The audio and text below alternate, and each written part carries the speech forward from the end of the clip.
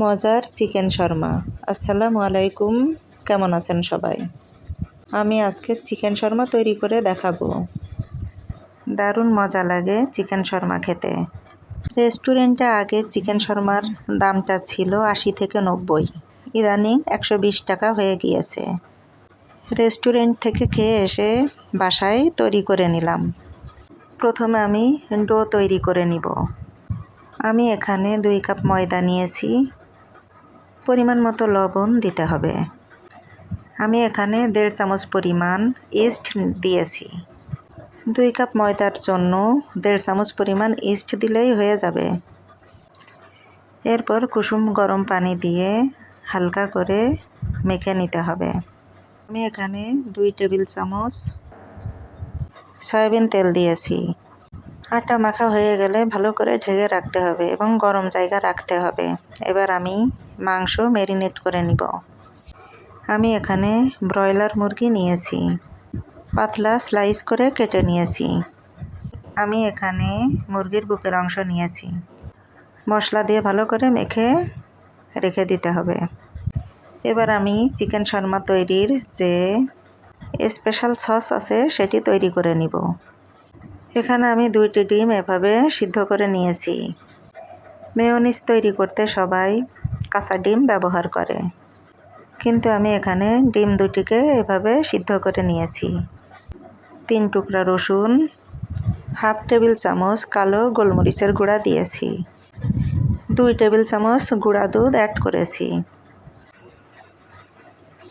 সামান্য পরিমাণ লবণ দিয়েছি এবং ১ টেবিল চামচ চিনি দিয়েছি।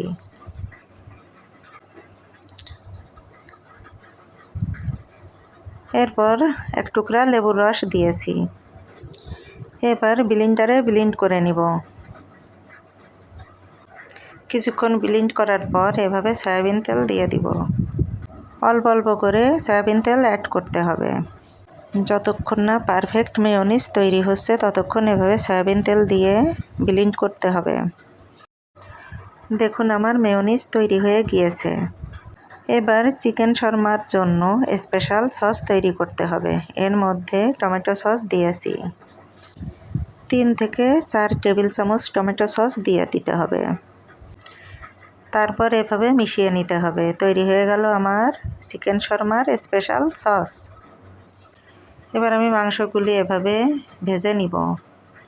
প্যানে সামান্য পরিমাণ তেল দিয়ে এভাবে ভেজে নিতে হবে। বারবার এভাবে উল্টে দিতে হবে, না হলে পুড়ে যাওয়ার সম্ভাবনা থাকে। মাংসের টুকরা এভাবে পাতলা স্লাইস করে কেটে নিতে হবে। দেখুন আমি যেভাবে ভাজি করছি ঠিক এভাবে ভেজে নিতে হবে।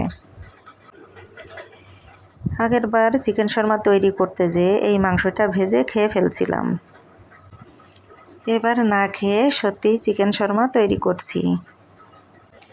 মাংস ভেজে নেওয়া হয়ে গেলে এভাবে টুকরা টুকরা করে কেটে নিব। এরপর শর্মা সস মাংসের মধ্য দিয়ে মিশিয়ে নিতে হবে। এভাবে মিশালেও হয়, আবার না মিশালেও সমস্যা নাই, তবে আমার কাছে এভাবে মিশিয়ে নিলেই ভালো লাগে।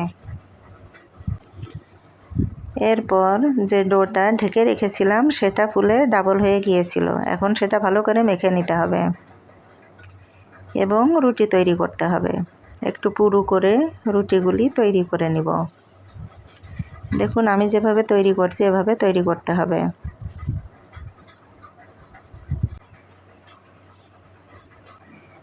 রুটি বানানো হয়ে গেলে এবার সেঁকে নিতে হবে।